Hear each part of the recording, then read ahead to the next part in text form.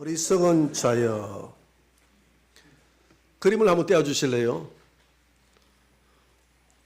이 고기가 이름이 뭐죠?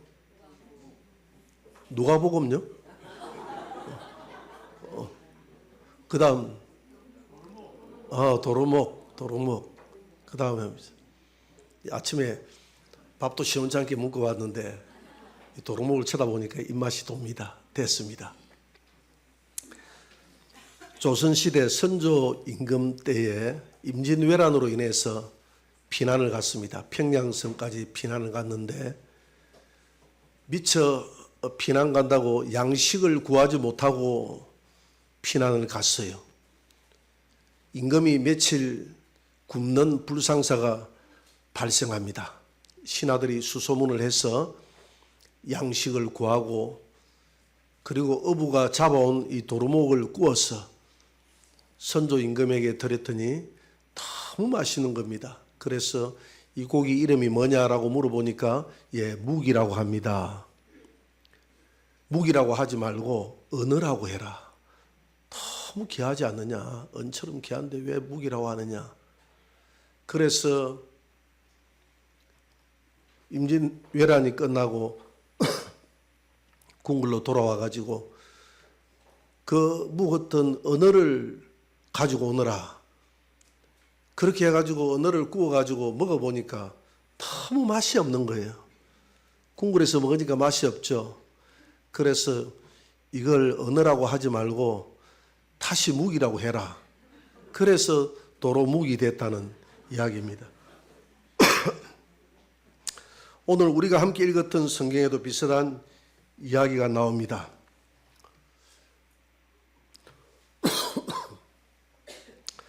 논밭이 수만 평인 부자가 농사를 지었는데 농사가 너무 잘 됐습니다. 그래서 농사를 짓고 나면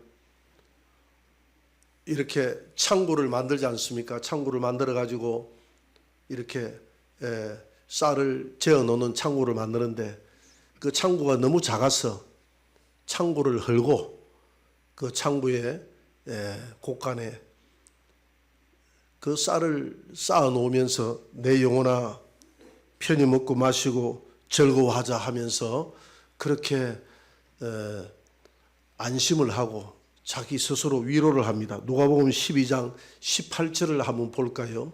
다 같이 18절입니다. 또 이르되 내가 이렇게 하리라. 내 곳간을 헐고 더 크게 짓고 내 모든 곡식과 물건을 거기 쌓아 두리라. 19절. 또 내가 내 영혼에게 이르되 영혼아 여러 해 쓸 물건을 많이 쌓아 두었으니 평안히 쉬고 먹고 마시고 즐거워하자. 아멘. 이것이 우리의 삶이잖아요. 우리가 이 땅에서 우리가 찬양하고 밥 먹으면서 그런 이야기 하지 않습니까? 우리가 이렇게 하려고 살아가는, 돈을 벌고 살아가는 것이지 말라고 그렇게 애를 씁니까? 이런 이야기 많이 하지 않습니까? 먹고 살고 놀고 좀 이렇게 하려고 우리가 버리는 것이죠. 과거에 우리 정순주 근사님이 한림에 살 때 그 집에 이제 신방을 가서 그 한림 사는 집 앞에 부동산을 하는 사장이 살고 있었습니다. 그래서 그 부동산 사장에게 제가 물었어요. 사장님, 주일날, 일요일날도 일을 하십니까? 하니까 일요일 말라고 일을 합니까? 그것도 저도 먹고 살고자 일하는 일이기는 하지만은 일요일까지 일해가면서까지 나 이렇게 먹고 살고 싶지 않아요. 그래도 일요일날 되면 등산도 하고 또 어디 놀러도 가고 이렇게 해야죠. 그래서 그 시간에 교회를 좀 나오세요. 이렇게 했더니 교회를 한번 나가려고 마음을 먹었더니 시간이 안 됩니다. 초상집에도 가야 되고 또 잔치집에도 가야 되고 밀렸던 일도 좀 해야 되고 등산도 해야 되고 하면서 해야 될 일이 많더라고요. 교회를 다니기 전에 아마 여러분들도 주일날 다니기 전에는 굉장히 바빴을 겁니다. 여러분 바빴죠? 근데 교회만 다니면 주일날 할 일이 없어져요. 주일이 너무 소중하기 때문에 그 일의 소중함이 중요도가 주일이 중요하기 때문에 주일날 모든 약속을 다 뿌리치고 나오기 때문에 주일날 일이 없는 겁니다. 주일날 사실 바쁘죠. 왜 일이 없겠습니까마는 주일날 모든 일들을 다 뿌리치고 예배 시간은 드리는 시간이 소중하기 때문에 그런 거예요. 우리 교회에 옛날에 과거에 초청잔치를 했는데 초청잔치를 그때는 2주간을 했거든요. 2주간을 했는데 첫 주에 진리에서 한 분이 나왔어요. 진리에서 한 분이 나왔는데 그분이 나왔다가 그 다음 주에 안 나왔어요. 그래서 내가 그분 데리고 오신 분에게 지난주 인사하신 그분이 오늘 못 나왔네요 라고 하니까 예, 낚시 갔어요 이렇게 하더라고요. 낚시를 갔는데 그 뒤에 며칠 지나고 제가 소식을 들었는데 낚시 가가지고 파도가 쳐가지고 물에 휩쓸려서 들어가서 사망을 했다는 겁니다. 그래서 그날 그냥 교회를 나왔더라면 그 어려움을 피할 수 있었을 텐데 사람이 내일 일을 알지 못하는 것입니다. 내일 일을 알지 못하죠. 그렇죠. 그게 인생입니다. 이 어리석은 부자가 마찬가지잖아요. 내일 일을 알지 못하기 때문에 내 영혼아 오늘 먹고 마시고 즐기자 하지만 하나님은 그 영혼을 찾아가겠다고 하지 않습니까? 그러면서 어리석은 사람이라고 이름을 지어줬습니다. 저와 여러분들은 하나님이 어리석은 사람이다라고 말하지 않고 착하고 충성된 종이다. 그리고 내 사랑하는 자다라는 이야기를 들으면서 천국에 입성하는 영광이 있게 되기를 바랍니다. 오늘 본문에 탐심을 버리라고 이야기합니다. 이 부자 이야기를 하기 전에 왜 부자 이야기를 했느냐면 이 부자라는 이야기를 통해서 예수님이 왜 교훈을 주느냐 하면 그 앞구절이 중요해요. 앞구절에 보니까 누가복음 12장 13절에 부자 이야기를 하게 된 동기가 거기에 나옵니다. 같이 읽어볼까요? 무리 중에 한 사람이 이르되 선생님 내 형을 명하여 유산을 나와 나누게 하소서 하니 예수님을 따랐던 많은 무리 중에 한 사람이 나와서 이야기합니다. 예수님, 우리 부모님이 유산을 물려줬는데 유산을 우리 형님이 너무 많이 가졌어요. 그러니까 형님을 명해서 그 유산을 동생하고 좀 나누게 하소서. 왜 이런 이야기를 하느냐면 당시에 랍비들이 했던 일이 그런 일들입니다. 부당한 일이 있으면 종령받는 랍비에게 가서 이야기하고 랍비가 판결을 해주면 그 판결을 따랐던 그 풍습이 당시에 그 이스라엘에 있었다 이 말입니다. 그래서 그렇게 이야기하거든요. 근데 이 사람은 예수님을 영원한 생명을 주는 사람으로 보지 않고 한갓 랍비로 봤다는 것입니다. 예수님을 어떻게 바라보느냐에 따라서 인생의 결과가 달라집니다. 예수님은 선생이기 이전에 이 땅을 만물을 창조하신 하나님 그 자체예요. 그분은 우리에게 영생을 줄 수 있는 분이심을 믿으시기 바랍니다. SK그룹의 회장이 누굽니까? 최태원 회장님이시죠. 그 최태원 회장과 요즘 노소영 씨하고 이혼 소송을 밟고 있는 중입니다. 그 1심에서 어떻게 판결이 났느냐 하면 최태원 회장은 노소영 씨에게 이혼 위자료 1억 원을 주고 그 다음에 재산을 65억 원을 배상을 해서 분할해서 주라 이렇게 했잖아요. 그 65억이 우리에게는 엄청나게 큰 돈이지만은 그 최종원 회장에게는 큰 돈이 아니죠. 그래서 노소영 씨가 다시 재심을 신청했습니다. 그래서 2심에서는 어떻게 판결이 났냐 하면 2심에서는 위자료 1억 원에서 20억 원으로 뛰었어요. 20억 원으로 뛰고 그 다음에 재산 분할도 65억 원에서 1조 3,808억 원으로 뛰었습니다. 재산 분할을 1조 3,808억 원을 노소영 씨에게 주라고 이렇게 판결을 했습니다. 왜 그렇게 판결을 했냐면 노소영 씨가 뭐라고 주장을 했냐면 우리 아버지가 노태우 전 대통령이지 않습니까? 우리 아버지가 그때 당시에 비자금으로 300억을 최태원 그 아버지인 최종현 SK그룹 회장에게 주어가지고 그 돈이 SK그룹에 들어가서 SK그룹이 오늘 이렇게 커지는 데 결정적인 기여를 했다. 그래서 그것을 법원이 받아들였어요. 받아들여서 1조 3,800억이나 되는 어마어마한 돈을 배상을 하라고 이야기를 했습니다. 그래서 다시 대법원 3심으로 갔어요. 3심으로 가니까 재판이 또 뒤집혔습니다. 뭐라고 이야기했냐면 그 300억은 줬는지 안 줬는지는 모르겠지만은 300원을 줬다 한다 할지라도 그거는 불이한 돈이기 때문에 뇌물이다.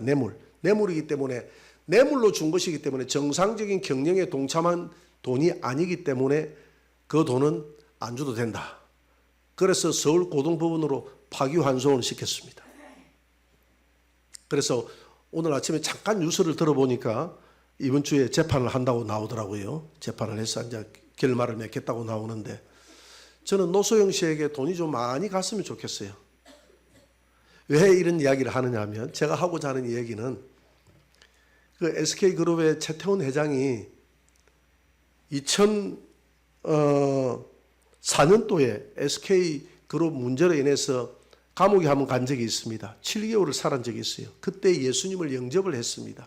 영접을 하고 독실한 크리스찬이 됐어요. 그리고 난 다음에 2015년도에 두 번째 수감이 됐는데 2년 7개월을 감옥에서 살았습니다. 그때 그는 성경을 여러 독을 했다고 그랬습니다. 그래서 나올 때 성경책 하나만 끼고 나왔어요. 나는 크리스찬이다 하면서 성경책 하나만 끼고 나왔는데, 내가 가만히 보니까 노소영 씨가 믿음이 참 좋아요. 노소영 씨는 그 위자료를 다 받으면 사회에 환원을 하겠다고 했습니다. 가난하고 어렵고 힘든 사람들을 위해서 이 돈을 다 환원을 하겠다. 그래서 제가 좀 많이 줬으면 좋겠다는 이야기가, 사회에 어렵고 힘든 사람들에게 좀 많이 혜택이 돌아가라고 좀 많이 좀 줬으면 좋겠다는 그 이야기를 한 것입니다. 그런데 최태원 회장은 예수님을 믿었다 한다 할지라도 아직까지는 땅에 속한 믿음이에요. 그런데 내가 볼 때 노소영 씨의 믿음은 하늘의 소망을 둔 믿음이라. 하늘나라에서 하나님이 갚아주실 것을 믿기 때문에 그 많은 돈을 사회에 환원하겠다고 하는 것입니다. 여러분, 그 어마어마한 돈을 어떻게 환원하겠다고 이야기할 수 있겠습니까? 그 어려운 일이거든요. 그 돈을 환원하겠다고 하는 겁니다. 누가복음 17장에 보면 17장 27절 이후에 보면 주님이 이 땅에 오실 때 사람들이 사고 팔고 신고 집을 짓고 시집가고 장가가고 그렇게 한다고 그랬습니다. 8대 사건이 일어나다고 그랬죠.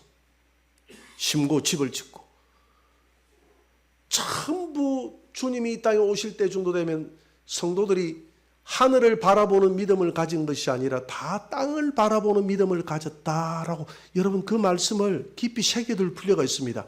그래서 누가복음 18장에 와가지고 그러잖아요. 주님이 뭐라고 이야기해요? 내가 세상에 갈 때 세상에서 뭘 보겠느냐? 믿음을 보겠느냐? 이 말은 하늘을 향한 믿음이 없다는 겁니다. 전부 다 땅의 소망을 두고 땅의 축복에만 믿음이 있지 하늘에 믿음이 없다는 겁니다. 오늘 땅의 소망을 둔 사람이 이 재산을 분할하게 해달라는 이 사람이었습니다. 이 사람에게 교훈을 주기 위해서 땅의 것은 소용이 없는 것이 아니라 땅의 것은 한낱 안개와 같이 사라지는 것이다. 영원한 것을 바라보는 것이 중요한 것이다. 오늘 어리석은 부자 이야기를 통해서 네가 지금 부자가 되려고 하는데 어리석은 부자가 되지 말라. 어리석은 부자는 여러분 부를 다 가진다고 해서 어리석은 게 아니지 않습니까? 그렇잖아요. 부를 가진다고 해서 어리석은 게 아닙니다. 그런데 이 부자는 특징이 내세에 대한 아무런 준비가 없는 부자였습니다. 현세에만 관심을 가지고 있는 부자였습니다. 그렇기 때문에 어리석다는 것이죠.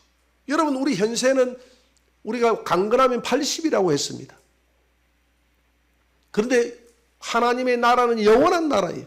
영원한 나라를 바라보고 영생의 소망을 가지시는 저와 여러분들이 되시기를 주의 이름으로 축원합니다. 예수님이 이 땅에 오신 목적이 우리에게 부자 되라고 하려고 온 것이 아니라 우리에게 영원한 생명을 주기 위해서 왔다고 그랬습니다. 요한복음 10장 10절을 한 번 더 읽어봅시다. 다 같이. 도둑이 오는 것은 도둑질하고 죽이고 멸망시키려는 것뿐이요 내가 온 것은 양으로 생명을 얻게 하고 더 풍성히 얻게 하려는 것이라. 예수님을 따르는 당시의 사람들은 영생에 관심이 없었습니다. 떡을 달라고 그랬어요. 요한복음 6장에 보니까 떡을 달라고 하지 않습니까? 떡을 주어서 평생 먹고 마실 수 있도록 그렇게 정치를 좀 잘 해주세요. 로마로부터 해방되어서 당신이 왕이 돼서 정치를 좀 잘해서 평안히 먹고 마실 수 있는 그런 세상이 올 수 있도록 좀 만들어주세요. 그러니까 예수님이 하신 말씀이 모세가 주어서 먹었던 그 떡은 다 광야에서 사람들이 다 죽었다. 죽은 떡이다. 그러나 내가 주는 떡은 영원히 죽지 않는 떡이다. 영원히 목마르지 않는 떡이다. 영원한 생명을 주는 떡이다라고 이야기했습니다. 그랬더니 사람들이 다 떠나가는데 제자들은 떠나가지 않았어. 너희들은 왜 가지 않느냐라고 얘기하니까 영생의 떡이 여기 있는데 어디로 가오리까? 오늘 여러분들이 다른 데로 가지 않고 이 자리에 있는 것은 영생의 떡 대신 예수님이 여기에 있기 때문인 줄 믿으시기 바랍니다. 그래서 세상 사람들은 마치 이와 같은 거예요. 어느 손자가 예뻐서 할아버지가 돈 5만 원을 세뱃돈으로 줬습니다. 근데 이 아이가 우는 거예요. 5만 원짜리를 버리고 동전을 달라고 그러는 겁니다. 그래서 동전 100원짜리를 주니까 울음을 뚝 그쳤어요. 이 세상 사람들이 마찬가지입니다. 이 땅에서 우리가 가지고 있는 이 재물은 마치 동전과 같은 것입니다. 그러나 하나님의 나라에 주시는 그 영생의 나라는 영원한 것인 줄 믿으시기 바랍니다. 값으로 청량할 수 없는 거예요. 값으로 청량할 수 없는, 돈으로 매길 수 있는 게 아닙니다. 누가복음 12장 21절에서 주님은 이렇게 말씀하고 있습니다. 다 같이 자기를 위하여 재물을 쌓아두고 하나님께 대하여 부여하지 못한 자가 이와 같으니라. 하나님께 소망을 두라는 것입니다. 땅에 소망을 두고 하나님께 소망을 두라는 것입니다. 여러분 대왕고래를 아십니까? 대왕고래를 아시는 분도 있고 모르시는 분도 있네. 그게 뭐냐면 대왕고래 프로젝트다 해가지고 거기 동해안에 가스와 석유가 매장되어 있다는 것입니다. 가스와 석유가 어마어마하게 매장되어 있는데 140억 배럴이 매장되어 있다는 겁니다. 140억 배럴을 하면 우리나라 돈으로 환산을 하면 2천억 정도 됩니다. 2천억. 여러분 얼마 전에 우리가 다 20만 원씩 국가에서 주는 돈 여러분 잘 받아 썼죠? 안 받았습니까? 저도 잘 받았습니다. 그런데 이 20억을 우리 국민들에게 나눠주기 위해서 20조라는 추가 경정 예산을 편성을 했어요. 20조. 그러면 2천억이면 얼마나 되는 돈입니까? 20조에 10배, 100배 되는 돈이죠. 그러면 우리가 얼마씩 받을 수 있습니까? 2천만 원씩 받을 수 있잖아요. 그죠? 2천만 원씩. 그런데 한 가정씩 나눠준다고 생각하면, 한 가정, 한 4인 가정이 되니까, 한 가정씩 나눠준다고 생각하면 약 8천만 원에서 1억이나 되는 돈이 우리 국민들에게 공짜로 나눠줄 수 있는 게 저 대왕고래에 묻혀있다 이 말입니다. 그런데 봐보니까 나왔습니까? 안 나왔습니까? 그래서 그걸 뭐라고 이야기합니까? 오늘 배웠잖아요. 말짝 도루묵이라고 이야기했잖아요. 안 나오잖아요. 안 나오잖아요. 그래서 다시 한 번 더 다시 판다고 이야기하긴 하는데 뭐 나왔으면 좋겠어요. 근데 하나님께서 왜 우리나라에 이런 축복을 좀 안 줬을까? 좀 안타까워요. 좀 동해안에 좀 석유가 펑펑 퍼져가지고 좀 나눠주고 우리 국민들 좀 나눠주고 우리 서로 많았던 국민들 아닙니까? 처일제치하에서 고통당하고 6.25 사변을 거쳐서 한 번도 침입해본 적이 없는 이 민족에게 좀 하나님이 복을 듬뿍 줬으면 좋겠는데 자원 하나 없고 북한 쪽 자원도 북한 쪽에 다 묻혀 있어요. 남쪽에는 자원도 하나 없어요. 식량도 제대로 자급자족도 안 되고 식량 자급률이 우리나라에 뭐 한 20-30%밖에 안 됩니다. 자급자족도 안 돼요. 아무것도 안 돼요. 이런 나라가 왜 이렇게 세계 10대 강국이 되고 잘 살게 되었을까? 그것은 하나님이 우리에게 주시는 교훈이 있습니다. 땅의 것을 바라보지 말고 하늘의 것을 바라보고 믿는 서민이 되라. 할렐루야. 우리에게 하나님을 바라보고 살아가는 서민이 되라는 것입니다. 이스라엘 백성들이 땅의 것이 안 나도 하늘에서 만나를 먹여서 먹였지 않습니까? 지금 우리 민족에게 주시는 이 축복이 하나님이 하늘에서 주는 축복입니다. 땅에서 나는 축복은 지금 없어요. 하늘에서 주는 축복이거든요. 여러분 우리가 돈이 많다고 행복한 것은 아닙니다. 우리 정주영 회장이 청문회에 나와가지고 과거에 이야기 들어보니까 제가 이야기를 직접 들어보니까 단식을 한다 하더라고요. 건강 때문에 단식을 하면서 밥을 제대로 못 먹고 단식을 하면서 있으니까 건강이 좋지 않으니까 빨리 좀 끝내달라고 이렇게 이야기하더라고요. 그래서 저런 부자도 진미를 다 이렇게 차려놓고도 먹지도 못하는구나. 보리밥 한 그릇 놔놓고 먹어도 영생의 소망을 가지고 하나님 나라를 바라보고 살아가는 그 사람이 행복한 줄 믿으시기 바랍니다. 그래서 잘 산다는 것과 부자로 산다는 것은 차이가 있는 거예요. 부자로 산다고 해서 잘 사는 것도 아니요 잘못 사는 것도 아닙니다. 가난하게 산다고 해서 잘못 사는 것도 아니고 잘 사는 것도 아니에요. 부자로 사는 사람이 잘 못 살 수가 있어요. 가난하게 살아도 잘 살 수가 있어요. 주님 안에서 영생을 얻고 그 가정에 웃음이 있다면 그게 잘 사는 삶 아니겠습니까? 여러분, 우리가 부자로 살기보다는 잘 사는 삶이 되기를 주의 이름으로 축원합니다. 잘 사는 삶, 행복하게 사는 삶. 밀양에 가면 정성골이 있는데 그 정성골에 제가 몇 번 갔다 왔습니다. 경치가 아름다워요. 경치가 참 아름답고 밑에 그 물이 흐르는데 물가에 고기들도 참 많고 그 산을 이렇게 올라가 봤더니 움막을 지어 놓고 누가 고로쇠 물을 많이 고로쇠 나무가 많이 있더라고요. 그걸 꼽아 놨더라고. 이게 뭡니까? 그 산 주인이 올라와서 움막에서 수양도 하고 고로쇠 물도 마시면서 수양도 한다더라고. 돈이 많으니까 그렇게 하는 건데 우리는 그런 산도 없고 그런 움막도 없고 그런 고로쇠 물 없고 그렇게 살아도 예수 안에서 영생을 소유하고 영생을 가진 성도들이 보리밥 한 그릇 먹고 살아도 행복하게 잘 사시기를 주의 이름으로 축원합니다. 잘 살아야 되는 겁니다.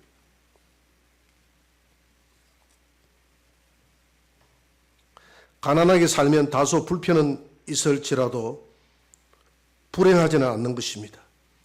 부자로 살면 조금 누릴 수 있는 일들이 있을지라도 그게 다 행복을 주는 것은 아니라는 것을 오늘 성경을 통해서 우리에게 말씀해 주고 있습니다.